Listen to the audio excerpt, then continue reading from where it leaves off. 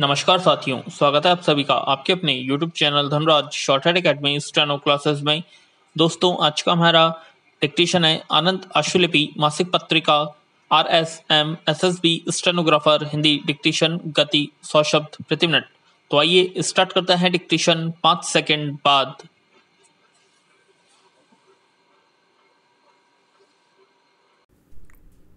Start. आदरणीय महोदय, अशिक्षा, गरीबी और भूख भी दुनिया के उन हिस्सों में अधिक है जो लंबे समय तक गुलामी की जंजीरों में जकड़े रहे। इसका परिणाम यह हुआ कि साम्राज्यवादी देश गुलाम देशों के प्राकृतिक एवं मानव संसाधनों का दोहन अपने हितों के पोषण के लिए करते रहे। इससे वे निरंतर धनवान तथा विकसित होते गए। दूसरी ओर गुलाम देश शिक्षा, संस्कृति और उद्योग सभी क्षेत्रों में पिछड़ते गए। हमारा देश भारत भी एक लंबे समय तक साम्राज्यवाद का शिकार और गुलाम रहा है। एक जमाने में दुनिया का यह सर्वाधिक विकसित देश इस काल में पिछड़ेपन, अशिक्षा, गरीबी और भुखमरी के कगार पर पहुंच गया। किंतु भारतीयों की आंतरिक जीवन क्षमता, स्वतंत्रता की अदम्य आकांक्षा और संघर्ष करने की क्षमता ने 20वीं शताब्दी के मध्य में उसके लिए स्वतंत्रता के द्वार खोले और उसे प्रभुता संपन्न गणराज्य के रूप में अपने विकास का अवसर मिला। स्वतंत्र भारत को अपने शौशव से ही जिन समस्याओं का सामना करना पड़ा, उनमें अन्य समस्याओं के साथ गरीबी और अशिक्षा सबसे महत्वपूर्ण थे। प्राकृतिक और मानवीय संसाधनों से पूर्ण यह देश स्वतंत्रता के बाद अपने निर्माण में लगा। हमारा उद्देश्य था समतावादी समाज की स्थापना द्वारा देश को आर्थिक प्रगति की राह पर आगे बढ़ाना। अज्ञान और निरक्षरता इस राह की सबसे बड़ी बाधाएं थी। आज भी हमारे देश की 80% जनसंख्या गांवों में निवास करती है। ग्रामीण जीवन में निरक्षरता, अज्ञान और सामाजिक विषमता सबसे बड़े अभिशाप है। भारत के कर्णधारों ने प्रारंभ में ही इस तथ्य को पहचान लिया था और समझ गए थे कि सामाजिक न्याय, आर्थिक विकास व समतामूलक समाज की स्थापना एवं उन्नति के लिए आवश्यक है कि हम अज्ञान और निरक्षरता के विरुद्ध एक अभियान छेड़ें। उसके बिना न तो नागरिकों में नई चेतना जागृत की जा सकती है और न ही जीवन और जगत के प्रति उनके सोच को बदला जा सकता है। समस्याओं के विश्लेषण, अपने अधिकारों और कर्तव्यों की जानकारी, समाज के प्रति लगाव और दायित्व का बोध, अपने इतिहास और संस्कृति की विरासत के प्रति मोह, देश प्रेम और राष्ट्रीय एकता की भावना और इनसे भी अधिक अज्ञानता, गरीबी और भूख के विरुद्ध कोई भी देश या जाति तब तक पूर्णतः तैयार नहीं हो सकती जब तक उसमें शिक्षा का विकास न हो। शिक्षा व्यक्ति के ज्ञान चक्षु खोलती है और उसके भीतर ऐसी चेतना का प्रादुर्भाव होता है जो करणीय एवं अकरणीय का अंतर उसे समझाती है। सामाजिक बर्बरता से संघर्ष करने का साहस देती है। इतना ही नहीं, निरक्षरता इंसानों को बांटती है, जबकि साक्षरता एक दूसरे को नज़दीक लाती है। अपने हितों के विश्लेषण की क्षमता साक्षरता से ही विकसित होती है। सच तो यह है कि अशिक्षा अर्थात निरक्षरता अभिशाप है, एक मायने में गरीबी से भी अधिक बड़ा, क्योंकि गरीबी आमतौर पर निरक्षरता के कारण ही पैदा होती है। विराम पैरा।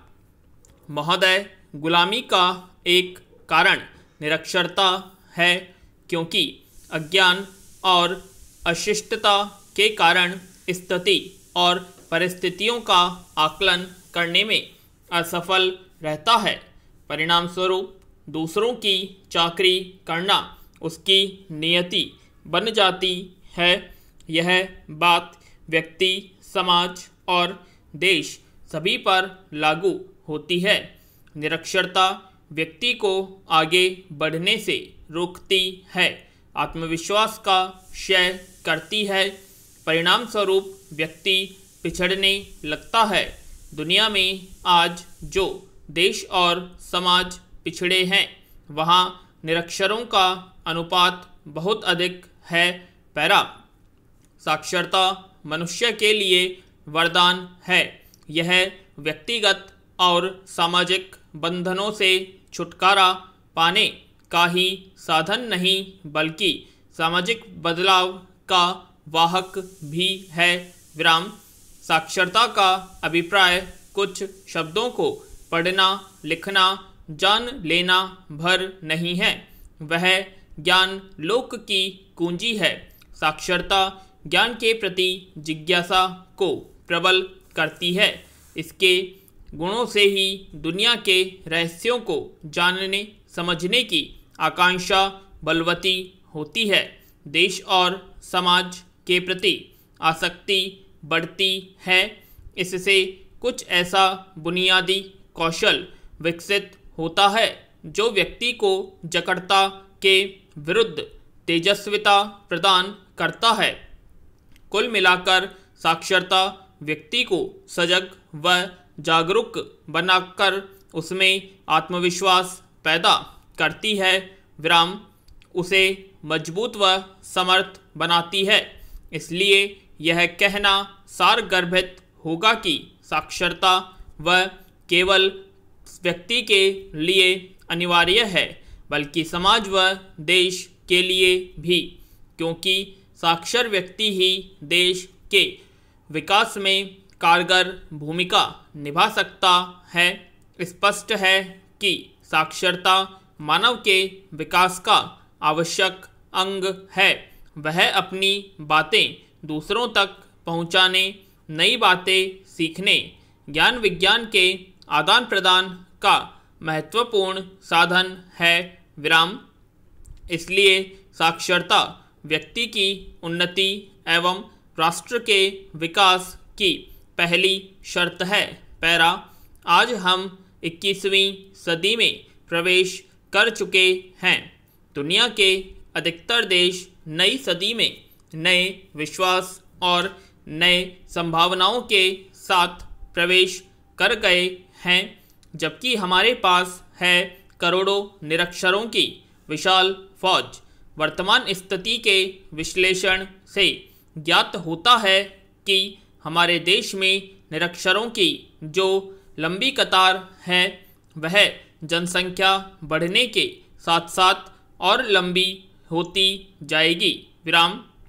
स्वतंत्रता प्राप्ति के बाद हुई जनगणना अर्थात 1951 में साक्षरता दर 16% थी, जो वर्ष 1991 में बढ़कर 52% हो गई। इसमें पुरुषों का शिक्षा अनुपात 63% था, महिलाओं का शिक्षा अनुपात 39% है। यह एक अजीब विडंबना है कि साक्षरता की दर में वृद्धि के बावजूद निरक्षरों की संख्या में अनियंत्रित गति से वृद्धि हो रही है। विराम। 1951 के आंकड़ों के अनुसार उस समय देश में 17 करोड़ प्रौढ़ निरक्षर थे।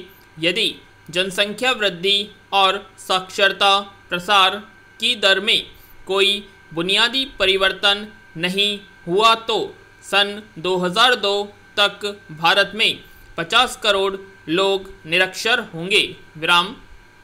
विश्व बैंक की एक चर्चित रपट के अनुसार उस वर्ष 15 से 19 वर्ष के आयु वर्ग में विश्व की कुल निरक्षर जनसंख्या का 54% भाग भारत में होगा।